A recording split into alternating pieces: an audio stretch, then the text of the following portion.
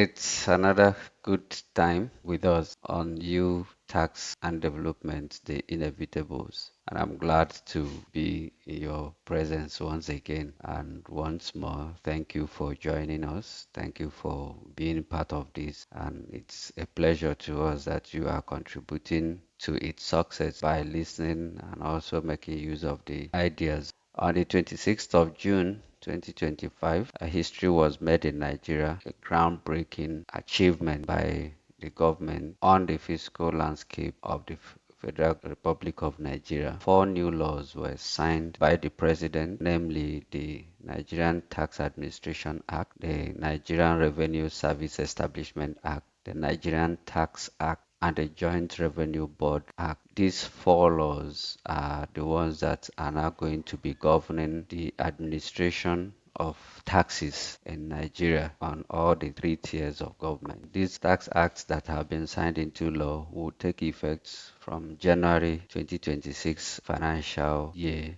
So today we are going to be just looking at a few of the benefits or a few of the expectations that we are looking forward to having from this new regime of tax laws has been signed by the president. Number one, we've been expecting this. I'm sure that small business owners will be very glad at this. There's increase in tax exemption threshold for small businesses. So businesses that have turnovers less than 50 million will not be paying company income tax and also will not be collecting or remitting value added tax. That's a good one. Previously, it was pegged at 25 million, and now it has been increased to 50 million. We hope that that will help a lot other small businesses find their feet to reinvest and expand and also operate sustainably. The next thing is that they're going to be exempted from company income tax. They will not be paying company income tax. They will not be charging VAT on their goods, and they will not be requested or required to remit same. The only thing that will be required of them will be all their filing. Of course, they will come out with the administrative processes for which they can be doing that. They will have to file their returns to show that they are still within the threshold that is supposed to be exempted. They will not be collecting withholding tax from any of their services anymore. That is also to help those small businesses or small entities at that level to be able to reinvest their capital to expand. So instead of using audited financial statements for their assessment and filing, they will be allowed to use simplified statement of accounts to show what their threshold or their turnover is. So they might not have to use all the money. They have to hire expensive consultants to prepare audited accounts for them. That still boils down to the fact that some of these funds that they should have been using for all these expenses will be reinvested into their businesses to help it grow. There is an establishment of the Office of the Tax Ombud, which will be under the Joint Revenue Board. Their function is to help protect taxpayers from arbitrary assessments. So if you are being charged or assessed arbitrarily, or you feel that the assessment is unfair, you now have a place to go. You go to the Tax Ombud office. They will take up your case, and the law has specified that issue should be resolved within a space of 14 days. So it's not that when you take it there, the matter will be adjourned forever. You even forget that you find a complaint. So the law has stated that within 14 days, that should be resolved. So there is also an expectation that all taxes at that level will be harmonized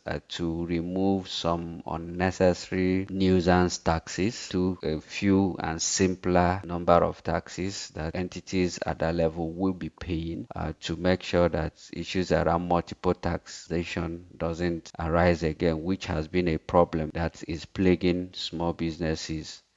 I'm glad to come to us with this news. Some may say it's not new. But I think that if it's being restated, that means reinforcement. Roadblocks is outlawed once again. No one is authorized to use roadblocks to collect tax. It has been restated once again. And you know the second one, cash payment is now a criminal act for taxes. You don't pay taxes with cash to anybody anymore. There's going to be a fiscalization process where all taxes are paid through technological means. That modalities will be made available later on. But that's great news. Roadblock removed and people showing up to tell you to pay them cash as taxes is no longer allowed. So anybody from 2026 that shows up in your shop to ask you for cash payment for taxes, call police and arrest him. So yes, there will be an attractive tax regime that will help businesses to grow and reinvest their capital. Some of the excesses that they encounter in paying so many taxes and so many levies and dues have been reduced to the barest minimum. We look forward that this is going to help ease the burden on doing businesses. Look forward for it to be a process that will help small businesses to thrive the more, and will have more of the microeconomic revolve around helping stability and providing jobs at that level and making our economy stronger. Thank you very much for being part of this again today. I hope it has been an interesting and educative one for you. You can reach out to us, send mails, and we're expecting that this new dispensation that will be having a lot of questions to break down the new laws, which we promise to do through this channel moving forward. We'll take them bit by bit to x-ray what they mean and explain to the citizens who might not have the time to go and be reading the big books and the big laws. So keep your eyes on this channel and see you in our next edition.